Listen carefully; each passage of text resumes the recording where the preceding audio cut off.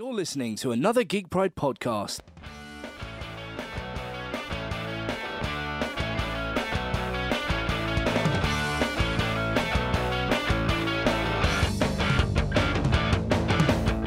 Hi everybody, Matt Geary here for the Geek Pride cast again, and just a quick heads up, the last time I muted my own audio, having got here early and set everything else up. I thought, yeah, totally no mistakes this week. No, Matt undid his own audio and was talking to nobody. But yeah, so tonight on our podcast, we have the great privilege to have first-timer noob, Joshua Varney. Hello. And as always, we have Dave Foy. How's it going? All right, guys. So what has been up? Give us a quick rundown of your week while I do some sharing and such. Dave. Oh well, just as we previously mentioned in our previous go, yeah, I think Game of Thrones is kind of taken over everything really. Just watching it last night. Well, yesterday morning actually, I kind of sneakily took the day off work and sat and watched it, which was great. What do you mean sneakily took the day off work? Well, I work from home. Right, okay. I worked from home, so I did a bit of work while I was watching Game of Thrones, basically. So. Yeah, I sneakily did the exact same thing on the Sunday morning. Well, Sunday night, Monday morning, depends how lack of sleep you have. But all I can say from the episode is Blizzard are probably looking at doing a patch right about now, I think, for that end scene. Daniel Byrne says, "King of the North." Yes, Daniel, King of the North. That's. Oh, I'm gonna have to get something. I'm gonna have to, my love of finding little videos on YouTube and posting them in our chat. Yeah. I find a fantastic one which fits in perfectly with the Dirty Dozen / Inglourious Bastards ending. Oh, okay. Of Game of Thrones, which is just incredible. Okay, so everybody, if you're watching this, listening to this, this is going to be a Game of Thrones session with a bit of maybe Rick and Morty thrown in at the end. So if you haven't seen it, you haven't watched it yet, you don't want any spoilers, then fuck off, because that's what that's what we're going to be talking about. So yeah, if you don't want it spoiled, piss off. So there you go. Sorry, guys. Yeah, Such sorry. I'm not. Yeah, what can I say? There you go.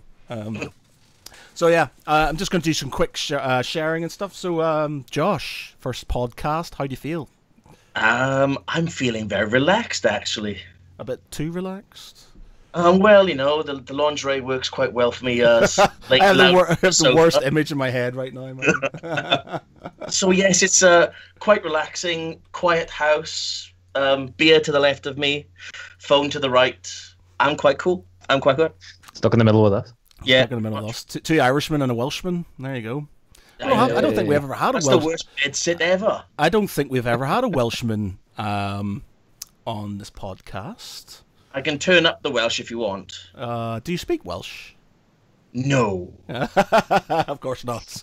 Of course not. I can do really terrible Welsh. I can really put it on if I want to, but it just sounds really cliche as fuck.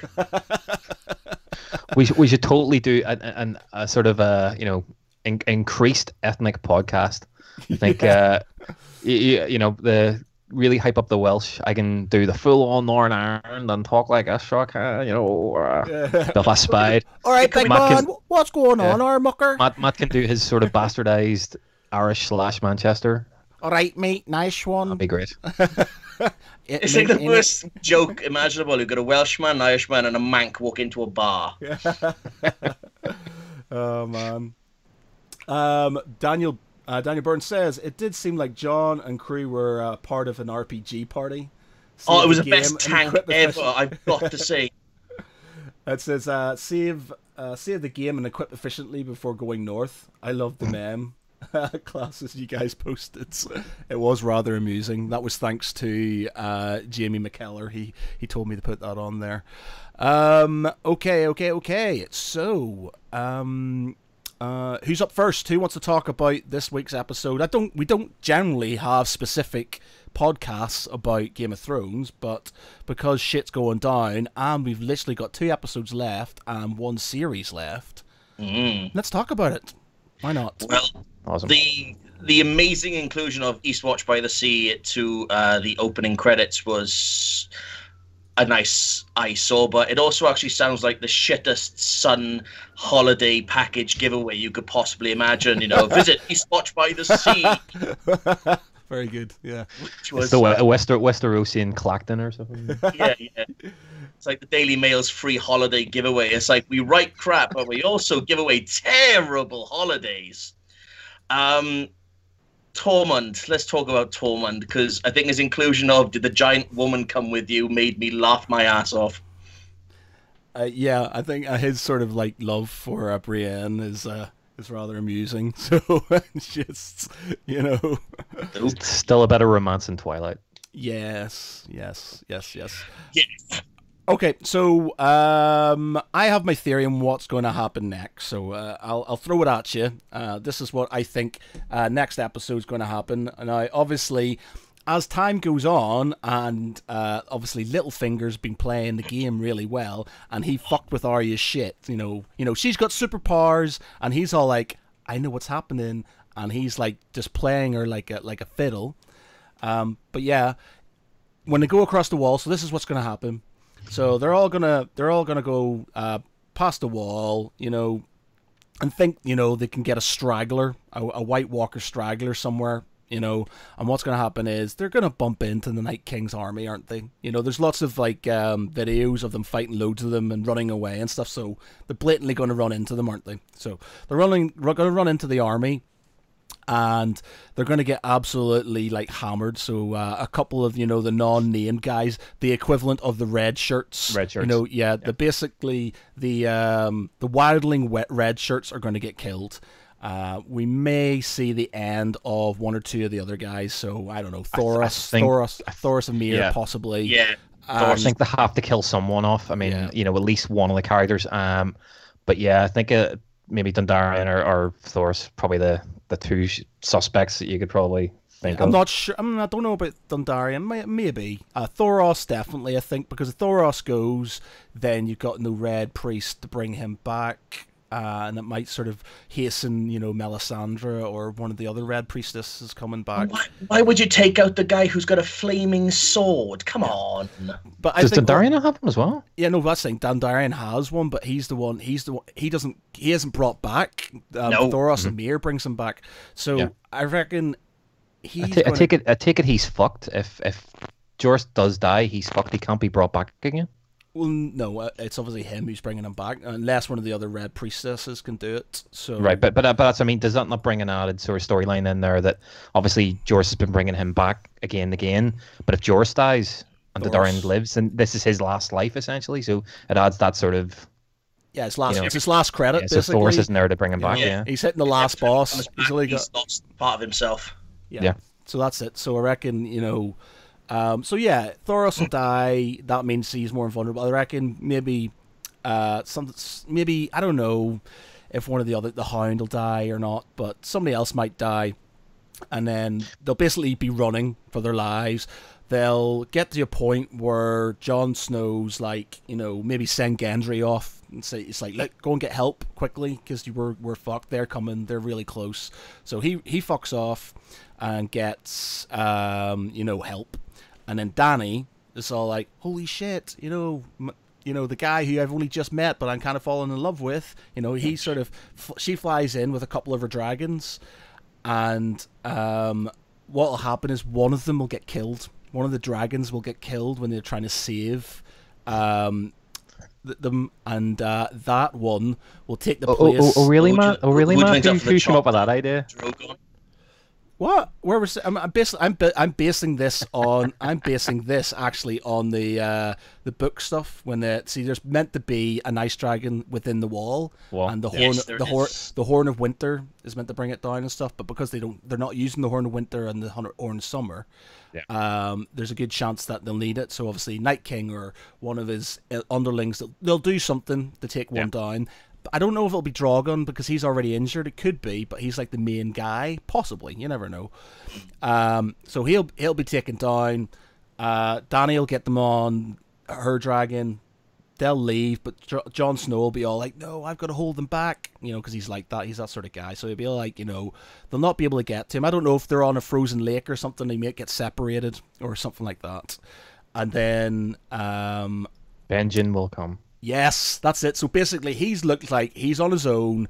Like, it's going to be Battle of the Bastards again. He's on his own. He's not going to survive. Benjen comes rocking up with flaming mace in hand, starts fucking shit up, and then there's obviously that scene in the clip of him on the Jon Snow on the horse. On the horse, yeah. Yeah. So basically, he'll go, "Here's my horse.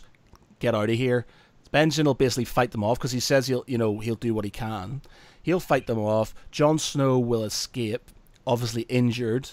And then at that point, Dany will be all like, "Oh my God, you'll get him." You're like, "He's injured," and she'll like fall in love with him at that point in time. Be all like, because he's ill, and then that'll be it. I'm not 100% sure how it will turn out on the last episode. Part of me had it that the last episode will literally be the White Walkers either breaking the wall or circumventing the wall by going around it over a frozen water or something like that. But I'm not 100% sure now. With the whole sort of maybe amnesty with the Lannisters possibly happening, I'm not sure how it's going to sort of...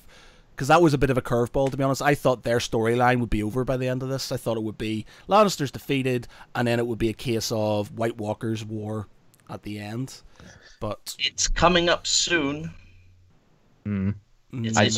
Yeah, the clock is ticking on the Lannisters because Jaime's already had his near fire breathing death experience, and let's face it, the saving line for me was obviously a dragon's not going to kill you, she's not going to kill you, I'm going to kill you.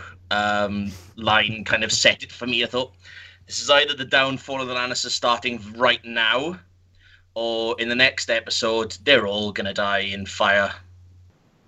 I have a feeling, I mean, as I said to you last week, man, I thought that the season would end with the Queenslayer idea, so it would be Jaime would be the person who would kill Cersei. Yeah. But I thought that would be one of the big things to end the series. I have a feeling now they're going to drag it out into the next season. I think her being pregnant has kind of ramped it up slightly. So I think they're really going to play the Jaime's struggle with the fact that obviously she's carrying his baby, but she's still being an absolute, obviously every step that she takes further into madness is pushing him away further. And I think it was that lying to him in terms of, oh, we're having a baby, fantastic, let's hug. But then it was never betray me again. It was that dig, that little sort of dagger in the back, and you could see his face. And I think they're going to use that further in the next series. I have a feeling she's going to lose the baby quite quickly, because obviously the whole the prophecy of the fact she's not allowed to, she can't have any further kids, and I think that will drive her further into madness. But I think it'll play further into the next series. Again, I don't think she'll last very long. I just think they'll try to ramp up the effect. I think it is going to be that sort of poetic ending that the Queenslayer, from the Kingslayer to the Queenslayer. But I think she will survive this series. I think that the end of the series, I think you're 100% right when it comes to the next episode, Matt. I think I have a feeling it's going to be Viserion. Yeah, will be the one, because I think that they'll keep obviously Rhaegar. Rhaegon. I think it's going to be Jon will ride Jon's dragon. Jon's dragon. But I just have a feeling they'll kill off. I think as well, because it's the creamy white one. I think it would be quite cool to kill off. The creamy white one becomes the ice dragon. Plus, it represents the dickhead. The brother. Exactly. Exactly. So yeah. Yeah. Let's look at the bigger picture. Gendry is back. Yeah. Stop growing. Yeah, it's just sort of. I'm not 100% sure where they're going to go with that. If it's going to be like another. I like the whole Stark, the Baratheon sort of Stark thing that they did. I like the fact that he just rocked up and he went, don't tell him who you are. You're Clevis and you're Clovis and you're that. And he went, I'm Gendry and I'm a motherfucking Baratheon. What you gonna do about it? And he's like, all right, okay. And it's just like, yeah. Someone put up a meme. I hadn't actually seen the episode before, but I saw this meme, and when I saw that section, I knew what it was. But it was someone had just put up hashtag Game of Thrones episode 5, and it was the bit from Step Brothers, as in, does this mean we're best friends now? Damn right. It was like that's exactly what it is. Did that just happen? Yup. Did we just come to best friends? Yup. You want to go in the garage and kill some White Walkers? Yup. Yep. Well, awesome. It's the Warhammer, I think, that got everybody kind of quivering, because let's face it, his father used a Warhammer with the Baratheon stag on it when he was fighting Prince Rhaegar Targaryen, which is obviously Jon's father, at the Battle of the Trident in the books. Right. So obviously he's picked up his father's favorite weapon, let's should say. So I can see a lot of reproductions being started as of yesterday. By the next Comic Con you go to, there'll be Warhammers everywhere. Warhammers everywhere. There will be. I just think they needed to get him in. They need to get him back. And I think that moment, to bring the Dirty Dozen together, well, not really a dozen, but to bring the gang together for the raid, having him there is great. I just think, I don't know, I can imagine at the end of the series, or even quite soon, Jon or Daenerys, whoever really is in charge at the time, will just start, legitimizing people. So obviously, they'll legitimize Gendry, so he'll become the legitimate they need a Baratheon heir. Yeah, they need a Baratheon to bring him, bring that house back. That house, and then maybe the same with Sam with the Tarleys. That brings up another interesting point. So there's 2 points with Samwell. Obviously Gilly's sitting there talking about how Rhaegar had an annulment, and so basically that established it's definitely they got married. So he's definitely the rightful heir. Legitimate. Well, he's a legitimate Targaryen now. But it's the fact he has the only legitimate claim in all of Westeros. If you look at it, he is the rightful king. Even obviously Gendry, the Baratheon line is dead. Even Gendry is technically still a bastard. Daenerys, she's a pure-born Targaryen, but she's a cousin. After Jon in line. A cousin or no, a niece? She's an aunt. She's his aunt. Aunt, okay, yeah, because she's his aunt. But obviously, if you look at it, it would have been the Mad King, and then it would have passed down to, because I think the elder son was killed with the Mad King, but then Rhaegar would have been the next in line. He was the crown prince, and obviously his son would then be the next in line. So Jon is the only person with a legitimate claim to the throne now. The direct line, bloodline.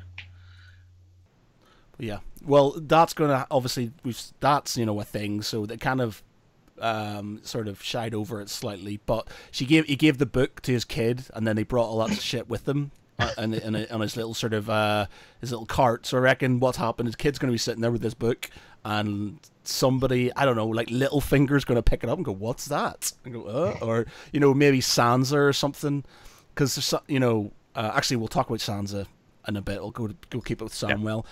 Obviously, his father and his brother being roasted, burnt alive. Now, obviously, his father was a dick and he didn't like him, but I think he quite liked his brother.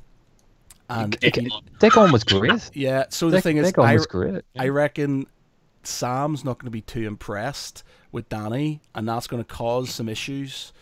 Part of me kind of wants Dany to go proper Mad King. Wants to go like fuck this shit and just go crazy. She just literally descends into madness herself, and that's sort of like how the whole thing is. She literally turns into her father. I think it could happen. Yeah, I think it's going that way. She is becoming a bit more sort of she's not as sort of happy to sort of I'm sort of hard to explain it. She is fighting a war. Yeah, the thing is, so I think she's trying to obviously impose herself as, I'm the queen. I've spent most of my life getting bossed around and told what to do, going from one place to another. I'm the queen. This is how it's going to be, and I understand that. But it's just, I think, she needs to. I just feel like she needs to go crazy.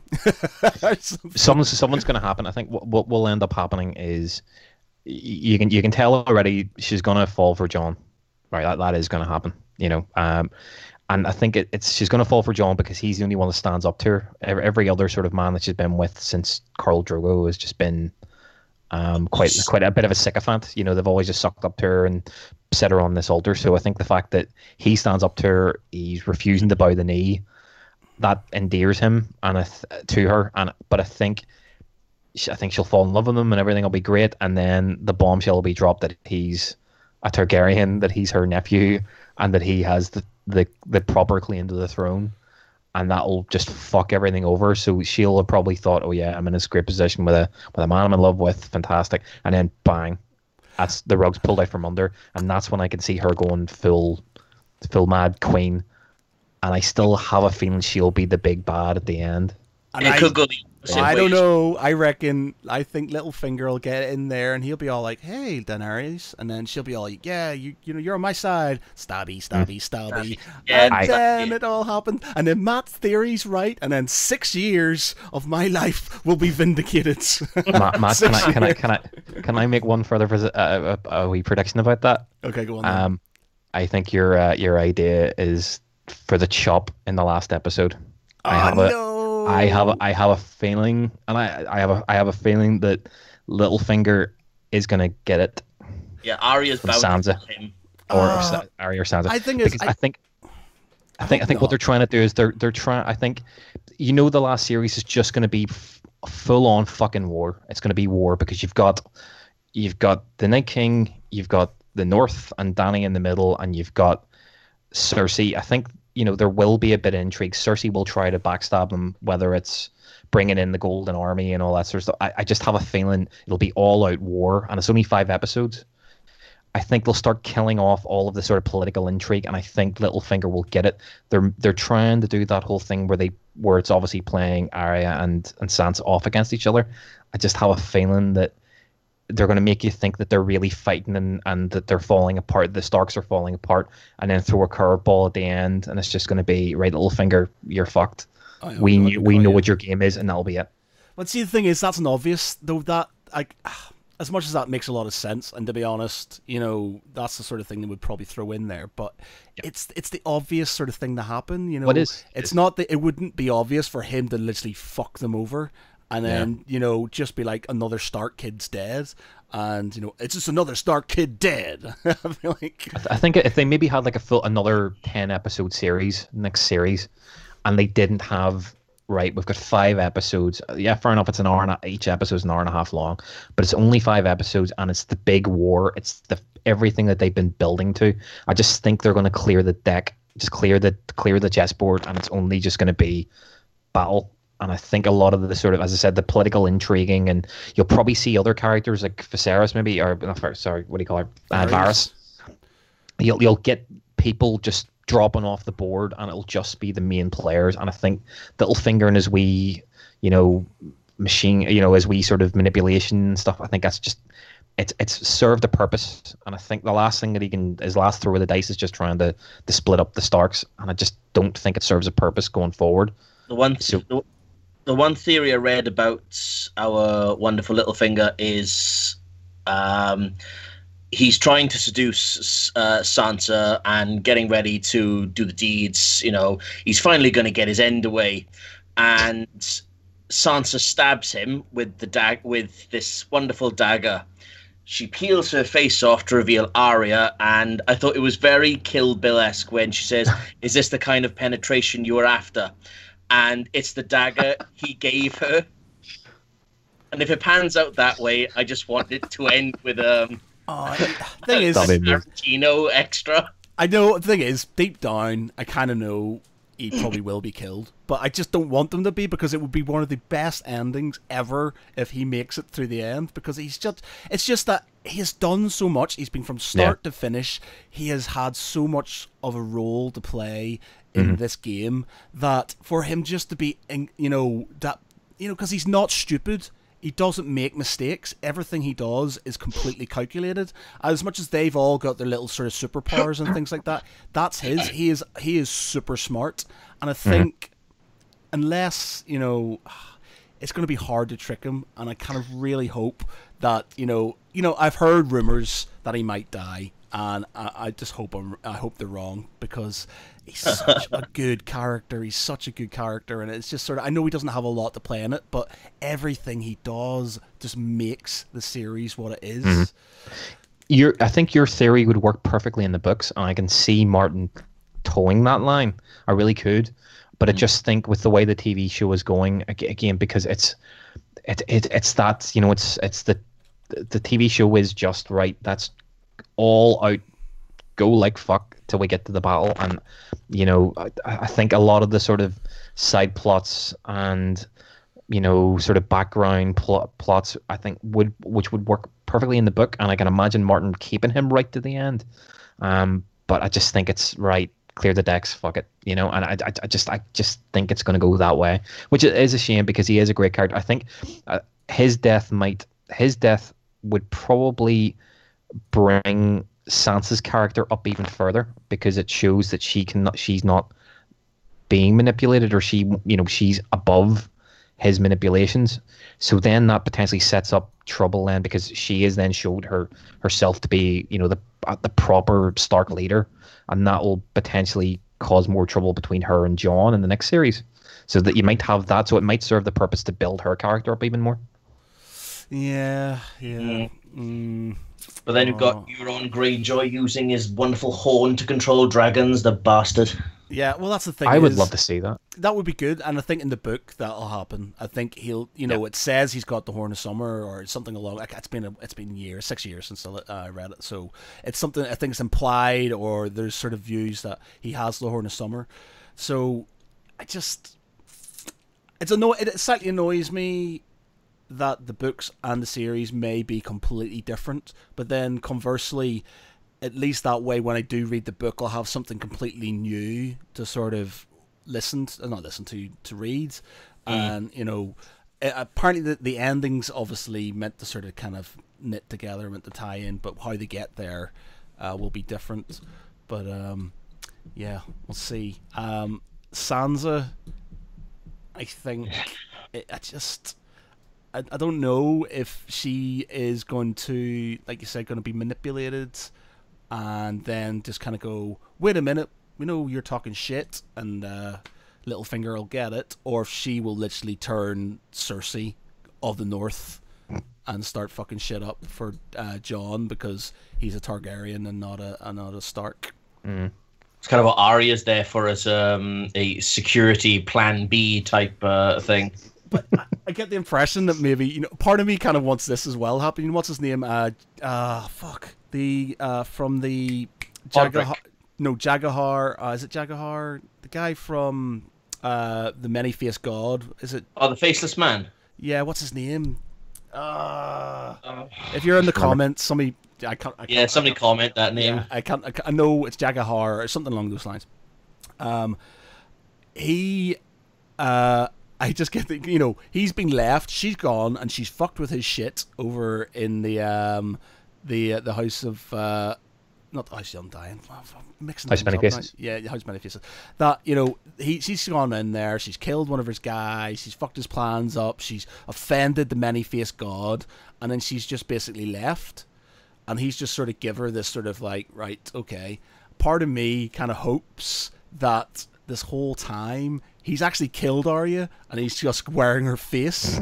He's gonna be, and he's just gonna get her back, and that's how he's gonna do it. And that the whole thing is just him, or like something like that. Maybe he's Littlefinger, or I don't know. He's Daenerys or something. I don't know. He's done something, and then he's just gonna rip that mask off. Scooby Doo sort of ending, sort of thing. All you can see is Jon and Dany going. Awesome. Yeah. Let's do the Scooby Doo ending.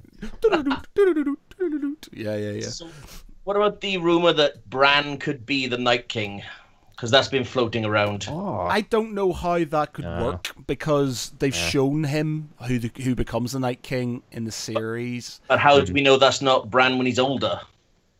And it didn't look anything like him, though. It'd have to. I think I can take the view that Bran he might be the reason why a lot of this shit happens. That maybe in the next series, there'll be a lot of sort of exposition needed, but exposition will be needed. Sorry, but in the next series, he will start fucking with time. He will try and help. They'll see the White Walkers, they're breaking through. The only thing that Bran can do is try and go back in time and help things. Now he knows he can affect, the timeline effectively. Well, he knows.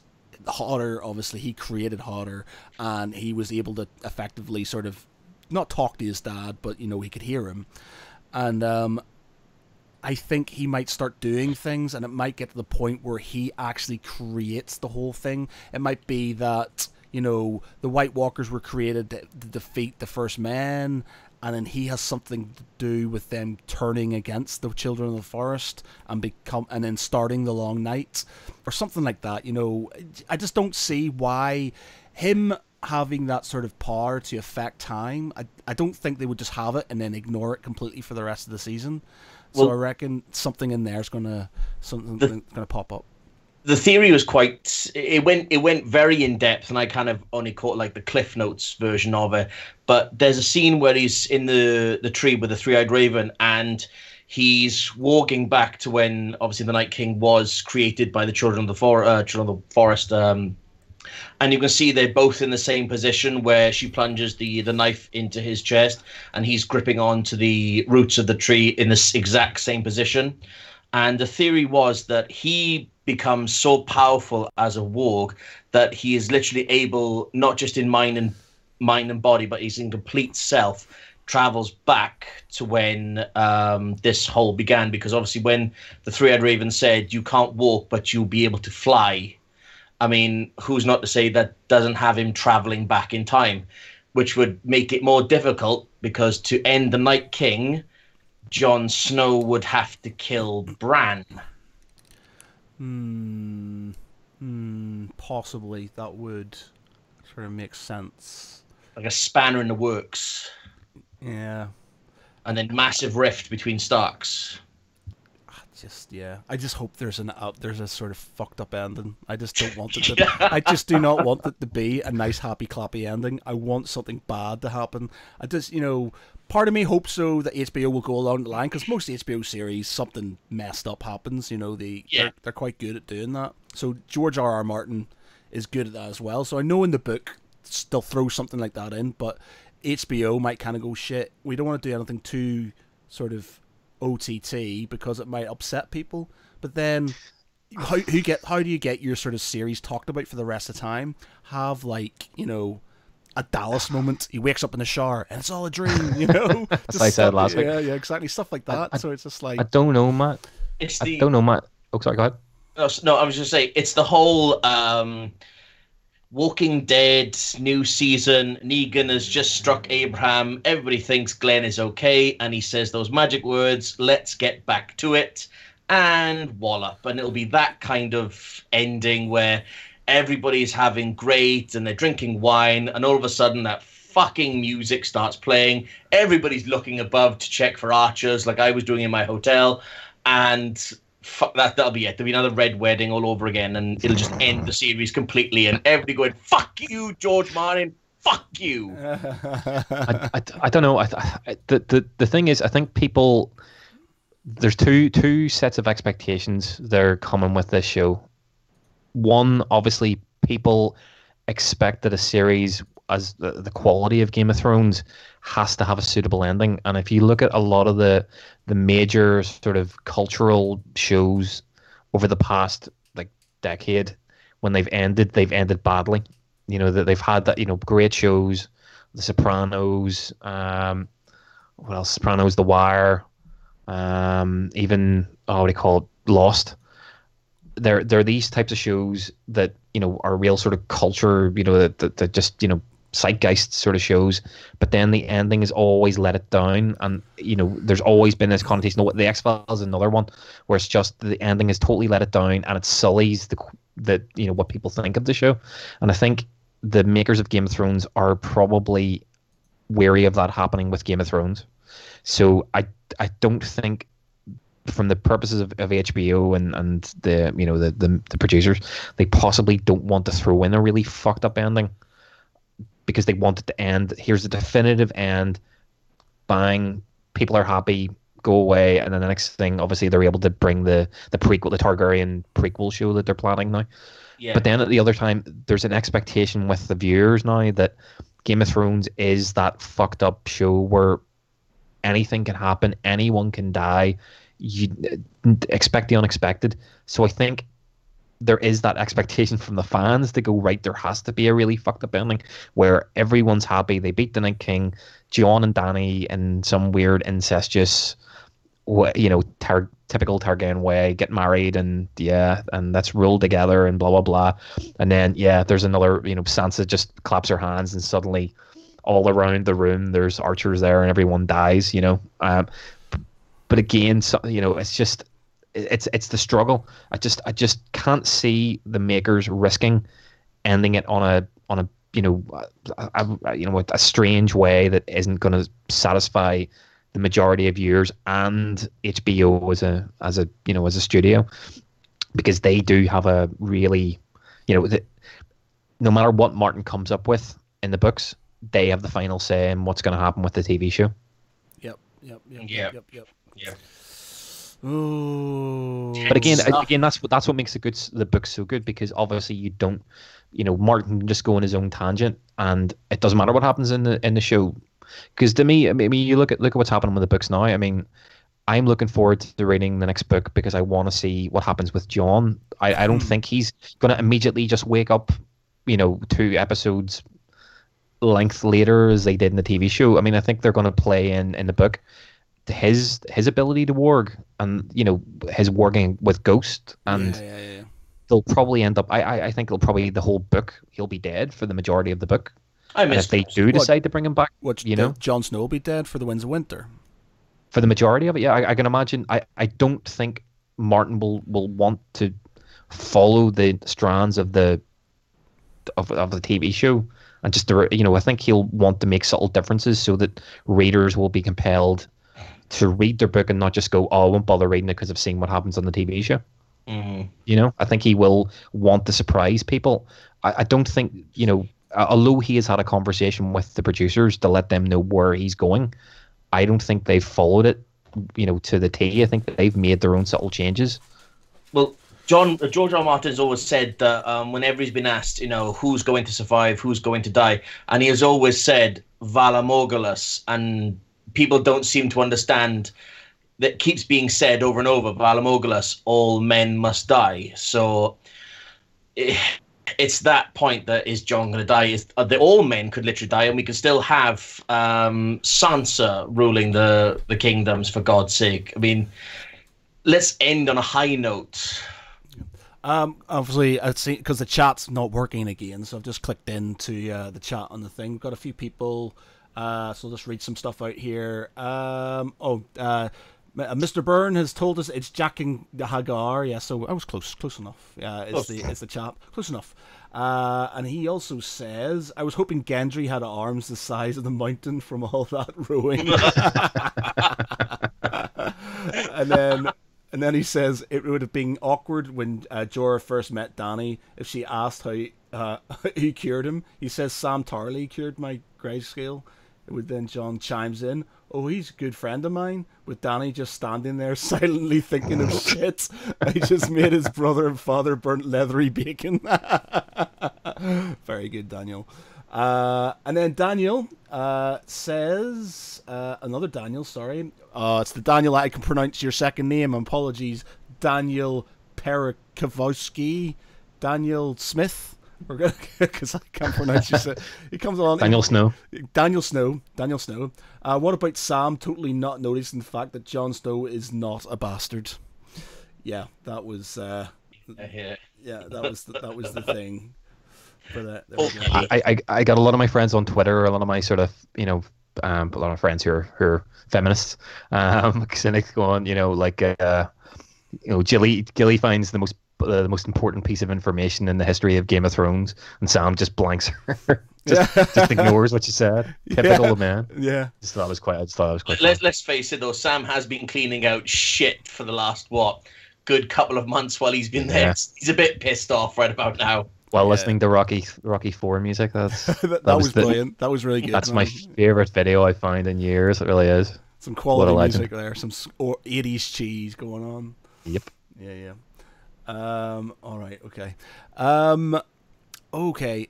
Anything else? Does anybody else have anything to say about Game of Thrones before we move on? Maybe talk a bit of Rick and Morty and then end. I'm just looking for. I cannot wait to. It's pretty shit because it's like, I can't wait to see how the rest of the series goes. But then that means that it's going to be over and I'll have to wait another year for the next series, which is just shit. But I really can't wait to see where they take it. I really can't. I think the next episode. I remembered to take a note earlier on, Matt, to kind of say, yeah, this is going to be Matt's favorite episode of Game of Thrones ever because it's essentially the Rogue One of Game of Thrones. Just the gang of all your favorite characters going on a suicide mission beyond the wall. It's going to be class. The only thing it needed was just Brienne and Jaime to be there, and it would have been like all of the badass characters of Game of Thrones going on this mission. I can't. It is gonna be great. My favorite episode of Game of Thrones after everything is still Hard Home. Hard Home is everything that I could imagine on how you make TV correctly. Everything about it was incredible. It's the best piece of horror I've seen on TV in years, more so than any other horror Colin was a horror TV show. It was incredible, and I think I would love to see that as well, where it's less of a battle and more of a massive zombie / massacre happening. And I think with the dragons, finally getting to see the dragons fight the whites is going to be immense. Yeah. I think the last episode will be great as well because it's obviously setting the board with what's going to happen in the next series. I think there's going to be a lot of sort of salty, if it is the plan of everyone going to King's Landing and everyone being there and having everyone on the board in the same place, the subtlety of dialogue and people trying to make alliances behind each other people's backs. It's going to be great, and I can't wait to see the Hound versus the Mountain. I think the Hound's going to survive. Do you actually think they're going to have a Clegane Bowl? Do you think it's going to happen? Yes, absolutely. I think the two battles that I want to see, the two battles I cannot wait to see, is one is the Mountain versus the Hound, and the last thing, I don't know if I said this last week, what I want to see is the last fucking battle in the whole of Game of Thrones. I want Gendry to reforge ice and give it to Jon Snow, and for Jon Snow to fight the Night King with ice in his hand with that fucking incredible sword. Yes, but he would need Jaime's sword, and he would need Brienne's sword. They'll give it up. Jaime is on the path. Jaime will come good, whether he is before or after he kills Cersei. Jaime will come good and join the battle, because Jaime's going that way, and I just think that will be the final thing where it's Gendry's obviously going to make all the weapons. That's why they brought him in to forge the weapons. But I can imagine, he can work with Valyrian steel. Imagine him just forging ice, the best sword, the sword from the first episode with Ned Stark. Yeah, and there he gives it to his natural successor, Jon Snow, fighting the Night King with that sword. Awesome. I mean, if it is going to go that route, it'll be perfect, and it'll echo when Narsil is reforged into Anduril in Lord of the Rings. Yes, totally. Absolutely brilliant. That'll be like two of my favoritist things coming together, and it'll be like, No, the only thing that do you know what would make it actually perfect for you, Matt? And I can imagine you sitting in tears, would be Jon Snow fighting the Night King, killing him, and then Ned Stark's ghost coming up and giving him a wink and a thumbs up, going, well done, son. Yeah. And it's perfect. just to see Sean Bean back, and that'll be it. Daniel Snow says, different subject. Have you seen the lineup for the Wrexham Wales Comic Con in December? Really great guests for a small con. And Daniel Snow, I'm going. I like it. You're going. Well, who's going to be out? I'm going. Oh, who's going to be there? Josh, do you know? We've got Animal from obviously the Legion of Doom, Road Warriors. Got awesome. John Noble, so I'm extremely happy right about now. We've got Sting. Sting? Sting The as in the icon. musician Sting or the As the wrestler wrestler? Sting? No, the wrestler Sting. I was going to I don't say, think- he's really come back. He's really sort of gone down if he was rocking up the Wales Comic Con, you know. He's going to come along and sing "Message in the Ball." Message in the bottle. Or he's walking on the moon or the something. Machine Head version. Walking Well, on the moon. It's been held at a university, so you might just rock out going to do da da da da, and everybody knows. But yeah, Wales Con, the guy who runs and owns it, Jamie Milner, he's a cracking guy, and the amount of guests he can get into one con, and it's good value for money as well, is amazing. Yeah. I've only been to it once, to be honest. I think I've been to Wrexham Comic Con once. But it was quite small. It was many years ago, so it wasn't that sizable. It's got better. Yeah, it's got better. Okay, so so that's Game of Thrones then. So we'll move on. We've got next week. We'll talk about it next week again, probably. We'll talk about it next week, and then Right. it's going to be really upsetting because the last week it's on, Matt's going to be away. Let me just check. Oh no, Matt is not going to be away because we've got 2 more weeks of it, don't we? Yes. Yes. Ooh, literally the day after it's on, Matt's going away on the Tuesday. So it's going to be on the Monday, and Matt goes on holiday on the Tuesday. So that's all. Yeah. So no podcast to talk about the Fallout then? I don't know. You guys could probably do it without me if it depends on what time I'm rocking off to the airport at. So we'll see. But yeah, we'll have another chat next week as well about Game of Thrones. See if our predictions have come true. If there's any more sort of kind of inklings that Mr. Dragon Glass weapons. Mr. Baelish is going to sort of end up sort of on the chopping block, or if he's going to survive it or not. But I think he's a goner. no, I hope not. I think really he's hope a- not. I kind of part of me knows he is, but part of me really, really hopes. One, because I spent ages doing that piece, and I've been doing it for 6 years, and it sounded like such a good idea. In my defense, though, I did say it could happen in the book as well. So okay, it's like No. if it doesn't happen in the series, it could happen in the book. Man, I still think your idea is very, very like On the nose. it's very Martin-esque. You know, I think I can imagine, as I said, you know, Martin taking a different line, a less obvious line when it comes to the books. So I think you're still in luck when it comes to the books as opposed to the Fingers TV show. crossed. Fingers crossed. Okay. So moving on quickly for the last sort of 10, 15 minutes. Has anybody watched the new series of Rick and Morty? No. No. What? So we can't even talk about the new series of Rick and Morty? You I fuckers. haven't watched a single episode of Rick and Morty. What? I have Jesus. 2 young fucking children. Josh, you need to watch that shit on your own. How do you watch your porn? I have a laptop, dude, and a phone. There you go. Watch them on that then.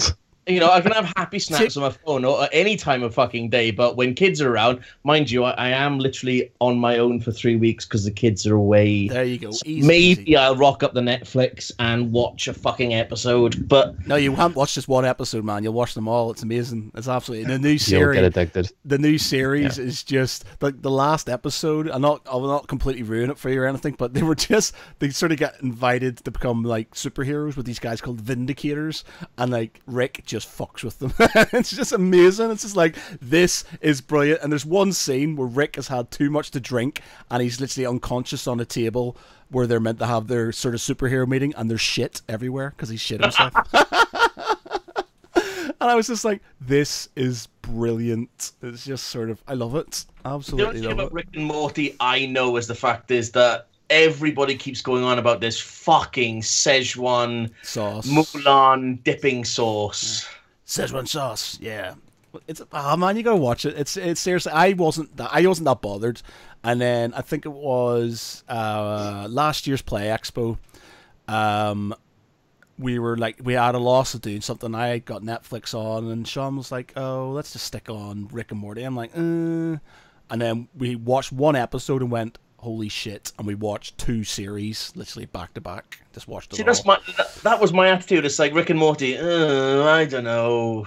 It's amazing, absolutely amazing. It was brilliant. And you know the thing about it, and we say this like every Geek Pridecast has mention of Rick and Morty. Generally, we haven't said anything about Donald Trump in a while, but generally it's Rick and Morty and Donald Trump sort of things go on. But Let's just leave Yeah, let's anything leave to that do with where- America right now. I think Yeah. that's, Woo! That's, But yeah. that's an Indiana Jones moment I don't want to get into. Yeah, Yeah. but Rick and Morty Fuck is Nazis. it's funny as fuck, and it's totally sort of tongue in cheek. But then there's some really, like, it will sit there and hit you with some really sort of like messed up sort of moments, and then it hits you with really poignant, sort of sad and prosaic, sort of like thoughtful moments, and you're just like, holy shit, I wasn't expecting that. You know, like there's one episode where he sort of falls in love with it's a creature called Unity, who is basically what does she do? she's the Borg, essentially. She's basically the Borg, yeah. So she's basically the Borg, and she seven of nine. She assimilates everybody. She's a life form that basically assimilates all their life forms. She's kind of like the Invasively Body Snatchers. Yeah. And so almost, basically, but they all are in love with Rick. Yeah, and she basically has this really unhealthy relationship with Rick, and you know, it all starts off all tongue in cheek. You know, he's getting messed up, and they do loads of drugs and they drink and stuff, and everything's great. And then it just realizes that she is like, she's like, he's cancer to her. She is not a good person around him, and they're not good people together. And so she basically leaves him. And there's a brilliant, and I can't remember the name of the song. I've got it on my Spotify and stuff. But they play this amazing song, and like basically Rick just sort of is in his garage. He does something. He screws in this sort of like red stone, and it kills something. And then he just puts his head underneath it, like he's going to kill himself. And then obviously because he's drunk, and it blows up. I was just like, oh my god, man, that was absolutely insane. That was absolutely insane. But yeah. There you go. It's very surreal. The whole thing flew over my head for a couple of, basically for the first two series. I hadn't seen the episode.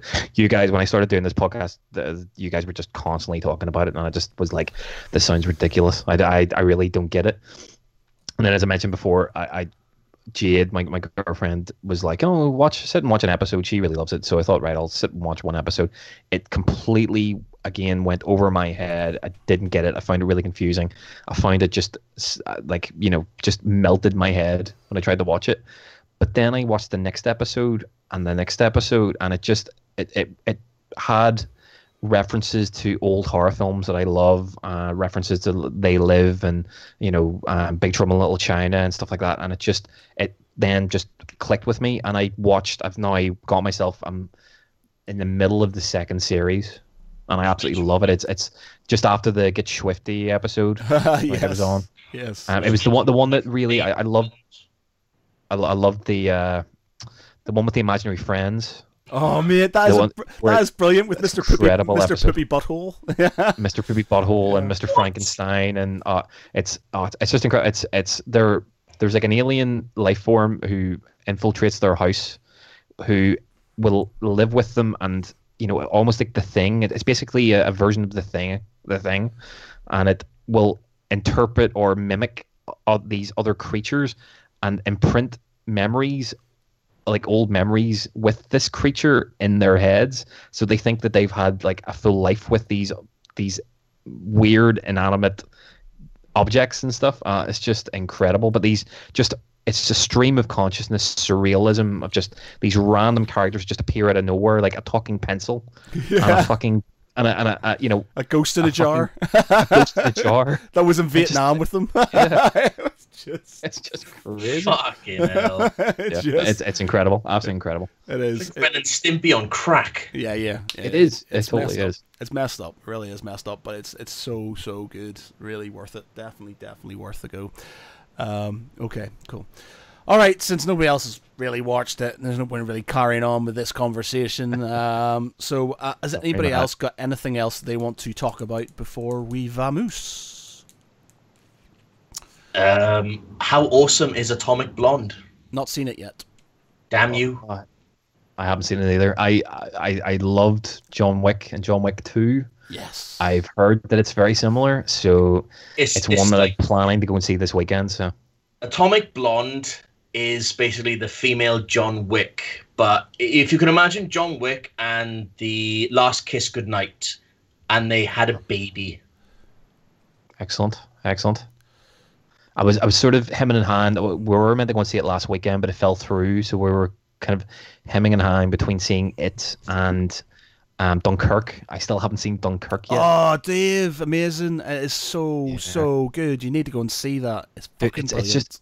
It's just it's just trying to get Jade to go to it. I mean, Jade will go. You know, if I ask her nicely, she'll go. But it's just trying. You know, it's not a type of film that she would really enjoy, and I feel kind of bad dragging her to it. So it's trying to seriously, get man, a time to go by myself. I brought Louise with me to go and see it, and she is not into war films in any way, shape, or form. She doesn't like that sort of thing, and she thought it was brilliant. It's not really. It is a war film, but it's not. It's just super tense.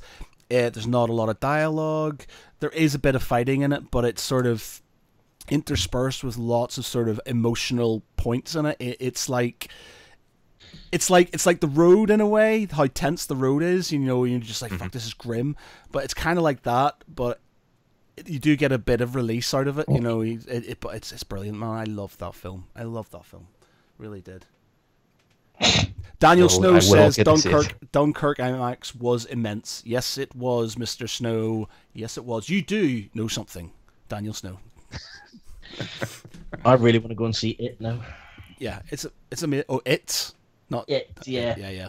I'm not sure about it at this moment in time. I just sort of, there's remakes of old horror films, and they haven't really been the best. So I'm a huge I'm a huge fan of the book. I mean, I non-stop read the book, and I really want to see what parts they kept, what parts they knocked out, and then what they changed completely. Because the Tim Curry TV special will always be my top favorite because it's Tim Curry. The whole turtle and Chud thing. I'll be very curious to see if they keep that or if they include that. I'm actually because there's obviously quite a bit in the original book or in the book, which would even nowadays with sort of obviously censorship not being a bit more lax, and obviously sex is featured heavily on TV and movies, but I think there's still that exactly. I think but I think the thing that might play with it is they're obviously they're really heavily influenced by Stranger Things. Yes. Which, to be honest, in itself is very heavily influenced by the book. So I think it's a great thing where Stranger Things came out and was the massive success that it was, and it's now enabled it to be remade in a way which will be fun. And I think from what I've seen, it has the possibility to be great. I'm still, unsure as I am with any remake. But I just don't want it to be the typical. I know horror movies nowadays, they're either weird and interesting and innovative and different, like It Follows and The Guest and You're Next and The Witch, and just strange, great, different horror films, or they're just the same carbon copy, cookie cutter, fucking Conjuring jump scare bullshit. And I'm just worried that it would become that, because it has, if you go by the source material and if you go by the current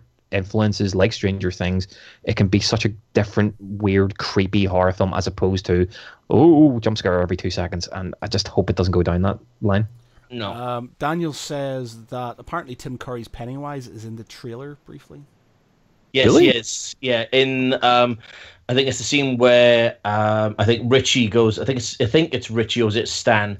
Goes into the room full of clowns. You can see Tim Curry's It clown costume in the corner. Awesome. So that was cool. But I've just realised 3 days and The Defenders is on Netflix.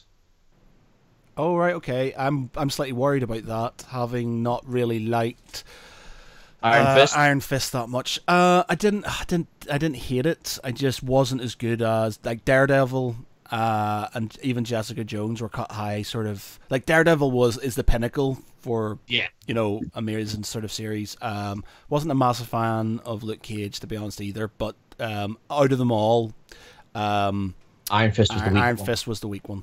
And I just kind of hope, it's strengthened. But there's also the issue that because Disney's pulling the plug and starting their own streaming thing, we might not have any of these on Netflix anymore. But there was a little sub-disclaimer that Netflix have requested that they keep all Marvel films on Netflix. So they might get rid of like the Disney Frozen, Cars, and the animation side of Disney, but keep the studios related to Disney. So you've got like Marvel, Pixar, and that kind of thing remaining on Netflix while they take all their animation.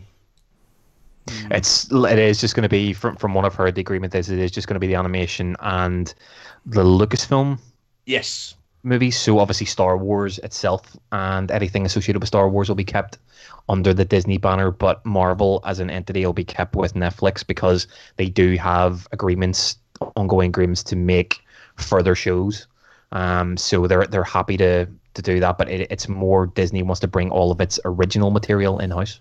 Mm-hmm.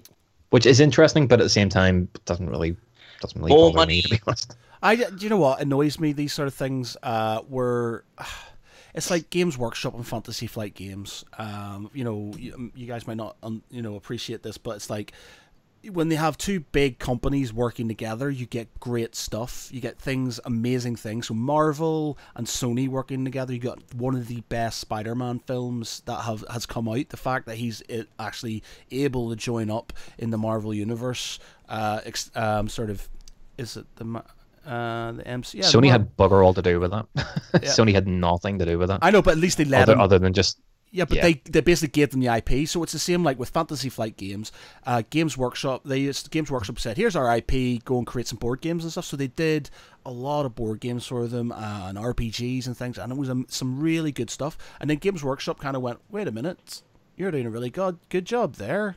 We want our stuff back." And they basically stopped the whole deal, and now they're pumping out their own board games and stuff, and they're just not Fantasy Flight games as much as I like both of them. They're just not the same, and it's the same with Disney and Netflix. Disney has a good partnership with Netflix. Now they're kind of going, whoa, wait a minute, we can cash in this, so let's do our own thing. And it's just like, oh, for fuck's sake, I don't want to have 3 subscriptions and stuff just to see certain things and stuff. Why don't you just let them have it? But the problem is Disney have already got their own app as well. I think it's like Disney Life or whatever it's called, where you can download it on Xbox, your laptop, or your phone, and you can watch all the Disney stuff on that, but you still have to pay a monthly premium. I think it's like £9.99 a month to watch all these things. So they already have this this venture going forward. So why they feel the need to do, we're doing Disney Netflix now, whether they're stopping the app or they're going to carry on with it is anybody's game. The one thing I would say, this will probably only relate to America. Because Sky, as an entity in the UK, has massive contracts with Disney. Because obviously you get the Disney Channel as part of Sky, and you know yourself. If you compare UK Netflix to American Netflix, the UK Netflix, other than just its original TV shows, is absolutely decimated when it comes to films. Because of Sky Movies. I did see somewhere that Netflix is going to open up their country borders on their app. That's gonna be crazy because, as I said, like Sky have when Sky buy movies for Sky Movies, they have an exclusive contract, and if that does happen, that's potential breach of contract. Because the same thing for me is obviously WWE, massive wrestling fan, but with the WWE network, it can show any content, any archived content. But when it comes to current content, Sky, because they have this, contract with Sky, any new current contract has to go through Sky first. So it's the weekly TV shows and so on. You can't watch them on the network, even though you pay a subscription for that. So I think if Netflix do open it up, so it does go, there are no country or region breaks, that might open up some legal action from Sky. Possibly, yes. But fuck them, Sky are shite. Yeah. Okay. All right, guys. Let's leave it there. So we've got another massive podcast. It was like 1 hour 20 last time. We completely overestimated that. But yeah. So I think we're going to leave it there. For anybody who's watching or is going to be listening later on this week, we will be back with some more Game of Thrones stuff possibly on Tuesday again. At the same time, just so we can have a bit of banter, see what's happening, and then we might actually talk about Rick and Morty with people who've seen it. Bring John Joe on. Yeah, but yeah, so we'll do that next week. But apart from that, I thank you very much for joining us, everybody. Make sure that you subscribe on the YouTube channels, the Twitters, the Facebooks, we're on iTunes and Google Play and everything. You can get us everywhere. And thanks a lot for joining us. I have been Matt Geary. Oh no, we did it! All right, okay. We're gonna do this, and we do this every time. And everyone's like, waiting. Who's gonna be next? So this is. I always wait to the end because I'm always nice, Okay, so what I'll do is then I'll cut this when I'm editing it. So I will go first, and then you will go, Josh, and then Dave will go. Okay. So thanks everybody for joining us. I've been Matt Geary. I've been Josh Varney. And I've been David Foy. Night. Ta. See ya. Bye-bye.